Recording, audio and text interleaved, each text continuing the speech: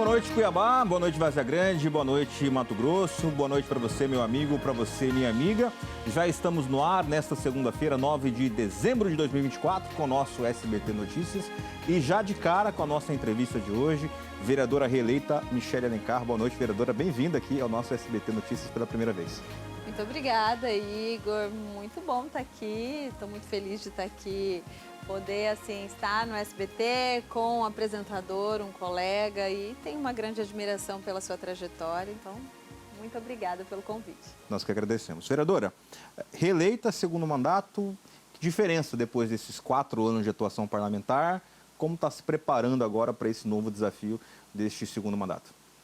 A diferença é que, assim, cheguei no primeiro mandato com bastante insegurança, né? Não tinha nenhum vínculo político, não tinha esse conhecimento, esse tato, né? Essa noção de como a política, como era a toada da política. Então, assim, cheguei bem insegura, cheguei sem saber como as coisas funcionavam, até os trâmites legais, né?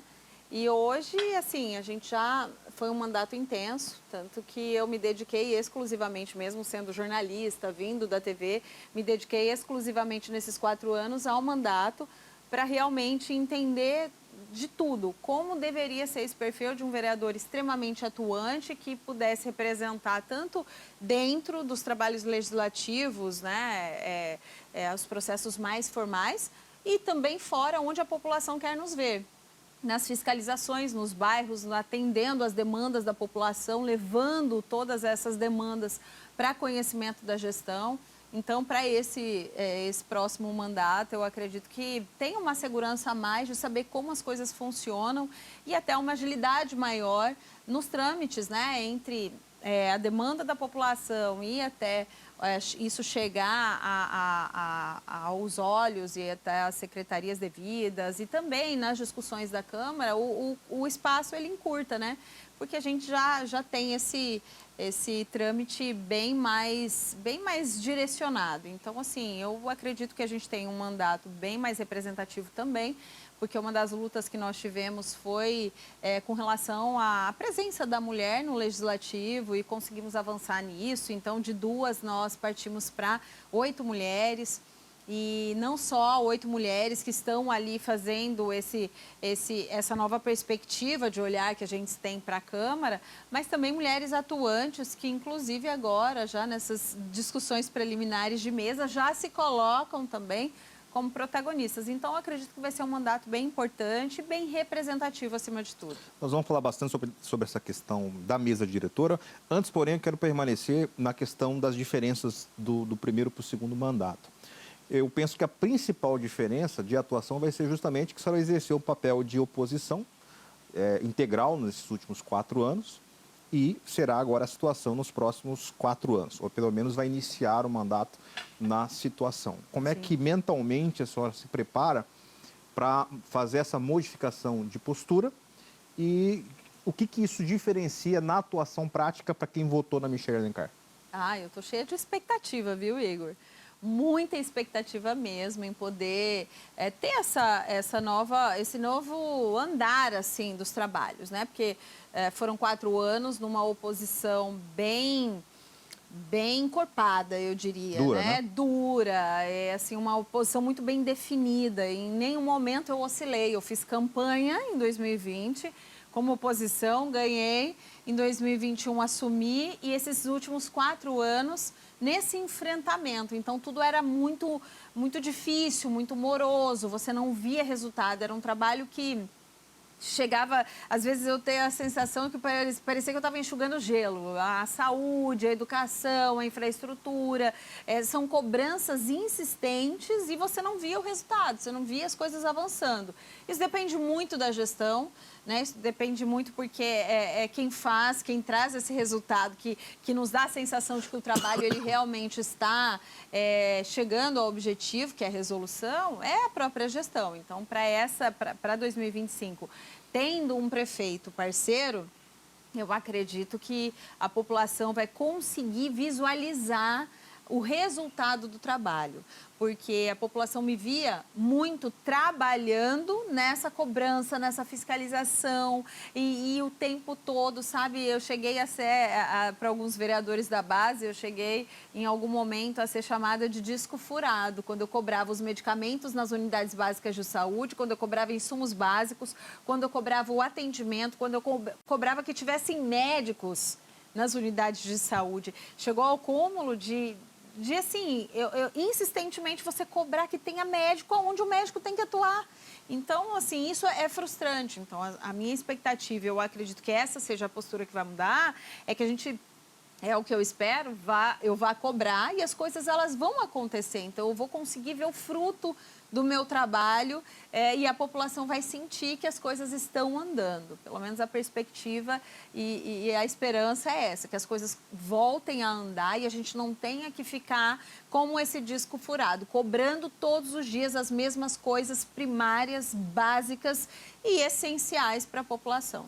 Você acha que quanto tempo é a temperatura, o termômetro da paciência da população com o novo governo? É óbvio que o prefeito eleito Abílio representou e representa um sentimento de mudança depois de 8 anos do Emanuel Pinheiro. A gente vai, inclusive, daqui a pouco reforçar os principais problemas que serão entregues ao próximo prefeito. Mas, na sua visão, levando em conta todos os problemas que Cuiabá tem, qual que é o time, o tempo que o Abílio vai ter para dar respostas efetivas para a população cuiabana? Eu acredito, Igor, que assim, eu tenho como parâmetro, né, o governo do Estado. Porque o governo do Estado, na primeira gestão, quando o Mauro assumiu, ele pegou mais ou menos, né, um cenário parecido que veio do Silval, como o Abílio vai pegar vindo do Emanuel, que é uma situação econômica de endividamento, situações no Estado que não avançavam, quantos quilômetros de asfalto o Mauro teve que fazer. Então, assim, eram muitos problemas que ele teve que trazer e ainda tinha o advento da pandemia. Pandemia já no segundo mandato. Mas, assim, a gente tinha uma situação bem calamitosa. A gente tinha uma arena Pantanal que todo mundo olhava e via ali aquele grande elefante branco, não tinha perspectiva. A pandemia foi no primeiro mesmo, foi no primeiro 2020, mesmo? A reeleição do Mauro foi em 2022. Não, foi 2020, foi para vereador. A sua... a minha eleição, certo. Ele já era governador. Uhum. Então, eu que fui na pandemia. Perfeito. Então, ele levou um ano. Eu acredito que o Abílio vai conseguir dar resultados nos primeiros 6 meses, mas talvez não o resultado que a população espere. Mas a gente já vai conseguir dar um ar de que as coisas estão dando. Então, os primeiros 6 meses aí é essa paciência, mas eu acho que para a gente começar a fazer as coisas que todo mundo espera, elas realmente incorporem numa mudança, vai ter que esperar aí pelo menos um ano. Eu lembro que no primeiro ano do governo, da gestão do Mauro Mendes, o primeiro ano, inclusive, foi decretado estado de calamidade econômica. Não, por quê? Porque todos os fornecedores, havia um endividamento assim, absurdo dos fornecedores terceirizados e não tinha como pagar, então teve que enxugar, vamos aqui, a gente paga todo mundo, brigou com um monte de gente aí para conseguir organizar a casa e daí do segundo ano para frente as coisas começarem a andar, ter orçamento para secretarias e tudo mais. Penso que esse primeiro ano de 2025 vai ser um ano mais difícil. A população vai precisar ter essa paciência e essa noção de que todo o processo, quando ele tem um enfrentamento administrativo, ele precisa tomar algumas medidas duras, mas ele vai dar certo. A população ela só precisa sentir segurança de que ele tenha, que ele esteja tomando as medidas necessárias para as coisas andarem. Mas não que nesse ano a gente não vá ver nada. Eu acredito que uns 6 meses aí a gente já comece a ver as ruas já com menos buracos, a gente já comece a ver as unidades de saúde com as suas farmácias com prateleiras, com os medicamentos que são necessários para o atendimento à população, uma reorganização aí nos postos, onde a gente tenha o enfermeiro, o médico. A gente quase não tem postos de saúde que a gente tem a secretária, que é básica para atender a população ali. Fica todo mundo nessa coisa do improvisado. Então, acho que são organizações básicas que você faz com o próprio efetivo e que você... Já são medidas administrativas que você já dá esse ar de que as coisas começaram a ser organizadas. Então, 6 meses a população já vai sentir e 1 ano aí as coisas realmente, penso que elas serão incorporadas aí numa nova perspectiva de gestão. A senhora tem acompanhado, de alguma maneira, como vereadora atual e como próxima vereadora, essa transição? Pergunto isso porque as pessoas ligadas ao prefeito Manuel Pinheiro têm dito, olha, existe a possibilidade de um apagão de serviços no início do ano, porque o Abílio pode demorar aí para entender como a máquina funciona, vai exonerar todos os comissionados no final do ano. Tem esse risco, na sua visão, de ter um apagão dos serviços? Não. Eu acredito que um apagão nos serviços não. Nós temos uma prefeitura que por si só ela já roda, né? O número de efetivos é um número que já consegue sustentar os serviços. Nós tivemos, e a gente precisa priorizar os serviços essenciais, né? Então, educação, vai ter que ter criança dentro da sala de aula. Para isso, a gente vai precisar dos professores, dos diretores, dos coordenadores.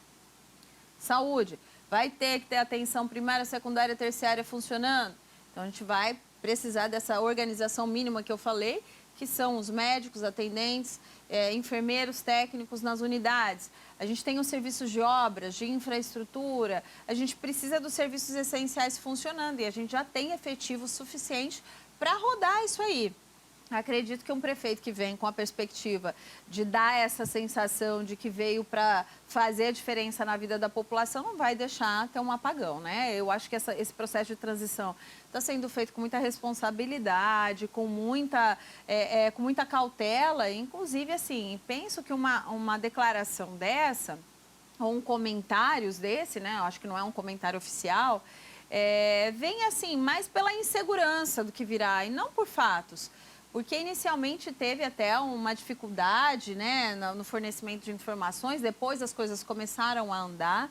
Inclusive, nessa semana, na sexta-feira, na Câmara de Vereadores, na sexta-feira às 9 da manhã, vai ter uma audiência pública onde o pessoal da transição vai lá informar, né, o que eles encontraram, qual que é o diagnóstico, para que todos tenham uma noção de como que está a situação atual da Prefeitura. Esse diagnóstico da equipe de transição já é o diagnóstico final ou é um diagnóstico parcial ainda? Eu acho que já é um diagnóstico final. Porque primeiro eles fazem os levantamentos, aí eles fazem esse diagnóstico para eles entenderem como estão hoje e qual será o enfrentamento e a reorganização necessária para os serviços futuros, né? Para as secretarias que sofreram alterações, divisões, elas consigam, qual que é o orçamento que elas vão conseguir gerir, pessoal, tal, né? O que tiver um menor impacto financeiro para que as coisas funcionem dentro do previsto, né? Então, assim, esse diagnóstico, eu acredito que até sexta-feira já esteja pronto para ser apresentado.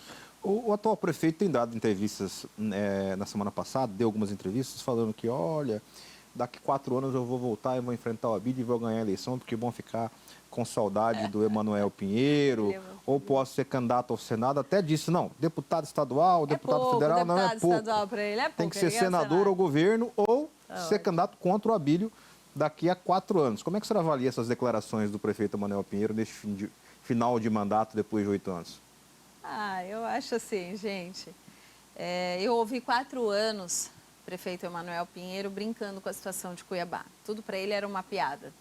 Então, assim, você tinha problemas sérios de enfrentamento e isso sempre foi o que eu, como vereadora, questionei. Que era muito mais correto como gestor entender que nós estávamos enfrentando, assumir que nós tínhamos problemas e falar assim, o problema existe, é esse, realmente, população.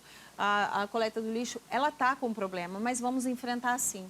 Realmente, você, cidadão que está indo num postinho de saúde, não tem o dipirona, não tem o remédio para a pressão que a senhora toma todos os dias, não tem para você que é diabético, nem a fita, nem o remédio, e também você chega lá, não tem o médico, porque tem um cartaz na frente, estamos sem médico, isso é fato. Então, nós vamos fazer esse enfrentamento, eu tracei essas estratégias. Ele nunca fez isso, ele nunca assumiu os problemas de Cuiabá. E todas as vezes que chegava a um cenário mais crítico, ele brincava, fazia uma piada e tal, jogava na conta dos vereadores, aí fazia que o povo me ama. E é mais uma das piadas do prefeito Emanuel Pinheiro. É mais uma, porque ele está terminando uma gestão catastrófica, né? E não adianta, e assim, posso ser muito categórica. as contas do prefeito foram aprovadas. Ah, e é tudo maravilhoso? Não, gente. Bom, é ser realista. Deixa eu aproveitar essa deixa. Hoje o governador Mauro Mendes deu uma declaração dizendo que não entendia o que modificou, o que se modificou no pensamento do Tribunal de Contas, ou dos conselheiros do Tribunal de Contas, para revisar essa decisão com relação às contas de 2022, que ainda não foram votadas pela Câmara. Né? Me parece até que estava a Câmara, quando eu falo Câmara, a presidência, de maneira geral, aguardando essa decisão, é a impressão que se dá, para poder votar, já porque nós já estamos finalizando o mandato, finalizando 2024, ainda tem a conta de 2023 para votar e ano que vem a próxima legislatura, a de 24.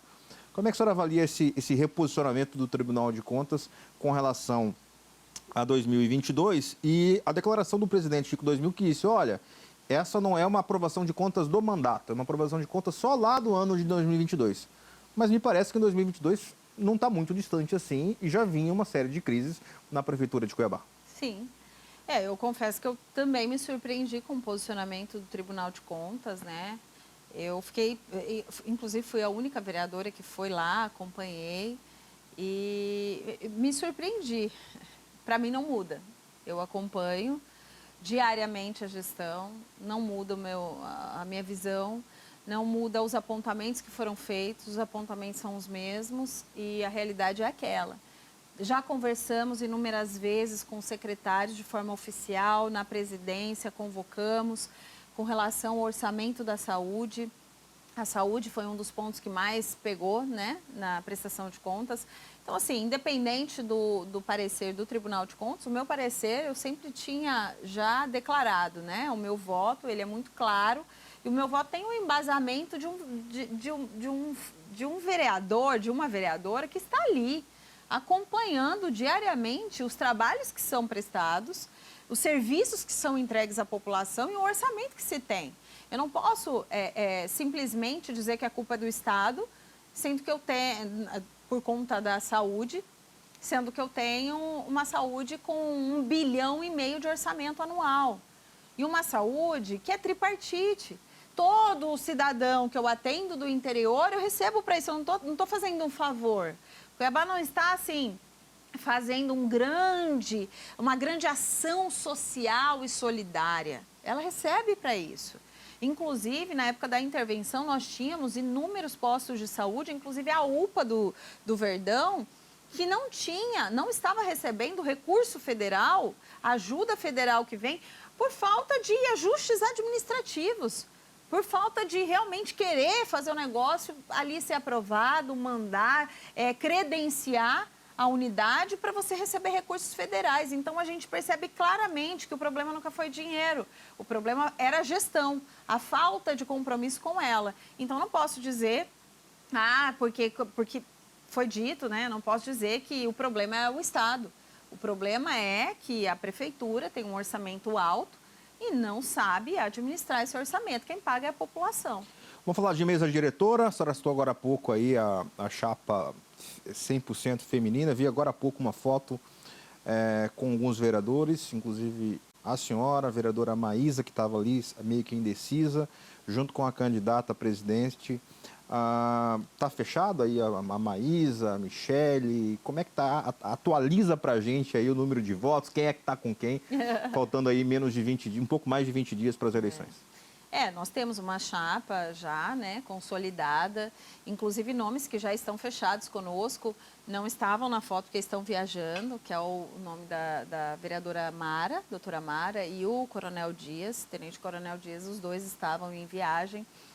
Não puderam estar conosco, mas semana que vem, chegando, já podemos fazer uma outra foto com mais nomes. Mas estamos com uma chapa fechada, feminina, 100% feminina. E como pode ser visto na foto, tem homens, obviamente, nos apoiando. Porque essa não é uma chapa que exclui homens, como alguns em algum momento disseram. Vocês estão excluindo os homens. De maneira nenhuma. Tudo que nós queremos é que a população entenda que essa chapa é uma chapa representativa feminina com a construção, articulação e apoio de todos, mulheres e homens. Porque sempre mulheres apoiaram homens. E agora é a vez das mulheres poderem ter o apoio dos homens. Nós não somos necessárias apenas quando nós elegemos homens. Nós somos necessárias a partir do momento que somos eleitas, estamos no páreo e podemos disputar de igual para igual. E o fato de termos uma chapa composta apenas com mulheres é porque a gente entendeu que esse seria um ótimo momento para nós, Câmara de Cuiabá, Cuiabá, capital de Mato Grosso, dar um recado, inclusive nacional, de que em 70 anos uma Câmara Municipal elegeu 10 mulheres, em uma legislatura ela elegeu 8, quase bateu 70 anos, e a gente ainda conseguiu fazer uma mesa feminina. Então, assim, seria um momento muito histórico, simbólico, emblemático. E eu entendo que homens que têm essa visão de futuro, essa visão de renovação, essa visão de construção, eles abraçaram essa ideia e estão conosco fortalecendo. As críticas apontadas pelos vereadores que ainda não declararam voto nesta chapa são duas. A primeira, com relação à questão de ser 100% feminina e excluir homens, como a senhora mesmo mencionou. E um outro ponto, por se tratar dos cargos mais importantes na mão de duas vereadoras que seriam novatas. É óbvio que o regimento não proíbe isso, né? Os vereadores eleitos ou reeleitos têm o mesmo peso depois de empossados. Não há diferença. Mas a pergunta é, por que não Michele presidente, por que não Maísa presidente e sim a vereadora Paula? Porque foi uma construção nossa, né? Eu decidi apoiar a Paula, a Maísa a mesma coisa, nós temos... A Maísa definiu então, porque até então ela estava indecisa, né? Maísa definiu, colocamos a Maísa na primeira vice. Primeira vice. Primeira vice. E assim, os dois nomes, os dois cargos mais importantes, como você disse, Igor, sendo ocupados por duas novatas, ele não condiz, porque assim, a casa, nesse momento, não houve um regimento interno que pudesse dar a essa formação de mesa diretora o que é dado à Assembleia, por exemplo. Porque na Assembleia, o cargo de primeiro secretário é um cargo que é ordenador de despesa, é um cargo que tem uma influência em número de cargos, decisões, quase que compatível ao presidente. Então, você tem um presidente e um primeiro secretário que tem uma influência muito grande na gestão da casa. Na Câmara, é presidencialista, então é o presidente, o primeiro secretário não é o ordenador de despesas e não tem essa influência, essa divisão de cargos como tem na Assembleia. Então, é o presidente e o restante da mesa formada de igual para igual. Obviamente que se tem que ter um nome para a primeira secretaria, um nome para a segunda, um nome para a primeira vice, um nome para a segunda vice, mas todos são de igual para igual. Então, nós escolhemos a Paula e estamos construindo com a Paula. Porque a Maísa entende que ela pode contribuir não sendo a primeira. E assim, eu sempre disse, né? Nós sofremos tanto nesse caminho que não foi aberto, que não foi facilitado, que não foi... não teve essa parceria conosco, que hoje nós estamos fazendo isso com quem está chegando. Então, nós tivemos 2 mesas, em nenhuma das mesas eu participei. Foram 2 mesas totalmente masculinas, mesmo tendo 2 mulheres na Câmara. Agora, nós temos 8 mulheres, eu quero facilitar para elas e eu quero poder dizer para elas que a gente pode construir junto e colocando o nome de uma pessoa nova, não tem problema, ela é eleita tanto quanto eu. Por que as pessoas acham que é natural ter uma chapa 100% masculina e não acham natural ter uma chapa 100% feminina? Porque ainda, infelizmente, né, Igor, a gente ainda tem esse pensamento machista. A política, ela vai ser dominada, ou ela vai ser na cabeça dos homens. É muito mais fácil você olhar para uma Câmara e ver uma mesa 100% masculina, porque em nenhum momento, com 2 mulheres, foi questionado. Gente, tem 2 mulheres no parlamento, a gente veio de sem nenhuma mulher, vocês não vão colocar uma mulher na mesa? Vocês não querem uma mulher presidente? Não, é muito natural ter 100% homens. Agora, com uma mesa 100% mulheres, não é natural, porque os homens olham e falam, como assim 100% mulheres? Vocês estão excluindo os homens. Excluir as mulheres é natural. Os homens não estarem na mesa não é natural. Por isso eu digo que é uma chapa que não exclui, porque nós precisamos dos homens e sempre reforço isso. Mas ela é só emblemática para dar um recado. Do mesmo jeito que sempre fizemos com homens, podemos fazer com as mulheres. E aí a visão de quem realmente entende o momento que estamos vivendo vem, abraça a ideia, porque a ideia é de construirmos juntos, é a ideia de você poder retribuir aquilo que por tantas vezes as mulheres fizeram, né? Mas, infelizmente, tem alguns que não enxergam assim. E nós estamos aqui para poder mudar aos pouquinhos essa perspectiva e trazer essa ideia para Cuiabá de que nós não só temos 8 mulheres, mas nós temos 8 mulheres dispostas a fazer com que esse cenário político ele se torne um cenário bem mais democrático, em que cenas como uma chapa de mesa diretora feminina não seja tão assustadora como para alguns foi. Como assim? Não só para homens, viu, Igor? Como para mulheres. Mulheres também. Se assustam em ver uma chapa como se as mulheres na mesa não pudessem dar conta do trabalho, como se as mulheres na mesa pudessem brigar entre si. Ninguém fala se uma mesa só de homens, um vai brigar com o outro, mas aí uma mesa só de mulheres, as mulheres vão brigar entre si, as mulheres não vão se dar bem, as mulheres não vão conseguir gerir a casa. E aí a importância de dizer, é muito emblemático que as mulheres, uma mulher, ela tenha sido a mais votada, que uma mulher seja presidente da casa e essa mulher tenha uma mesa diretora feminina e a gente entenda que o espaço da mulher, ele é tão legítimo quanto o espaço do homem. E estaremos juntos lá, em nenhum momento diminuindo nem homens e mulheres, e o nosso recado ao estar ali vai ser bem diferente do que muitas vezes eu presenciei, do que muitas vezes a Maísa presenciou, do que a gente presencia o tempo todo. Quando a gente é silenciada, quando dá a palavra para o homem, não dá a palavra para a mulher, a gente não vai devolver assim. A gente vai mostrar que é possível fazer uma democracia bem honesta, onde todos podem participar de forma legítima. Vereadora, para a gente encerrar, vamos à contagem atualizada. Hoje tem a chapa que a senhora faz parte, que a senhora apoia, tem a chapa do pastor Jefferson e tem um grupo de vereadores, G4, G5, aí, que é o pêndulo, né? Essa chapa que a senhora apoia já tem os votos necessários, já tem os 14, o mínimo de 14 votos. Faltam quantos votos aí para poder consolidar a vitória? Não, a gente não tem os 14 ainda. Nós temos entre 11 e 12 votos. 11 e 12, começamos agora a reunir novamente, a gente deu uma suavizada para sentir como os vereadores que estavam conosco, se eles iam sustentar, sustentaram, estamos firmes, eu estou bem confiante. É uma chapa que dialoga muito bem, temos claras as propostas que nós queremos, né? E eu preciso, assim, até reconhecer, nós saímos da gestão do presidente Juca para o presidente Chico e avançamos muito com o presidente Chico. Então, acho que ele deu uma contribuição muito, muito boa como presidente.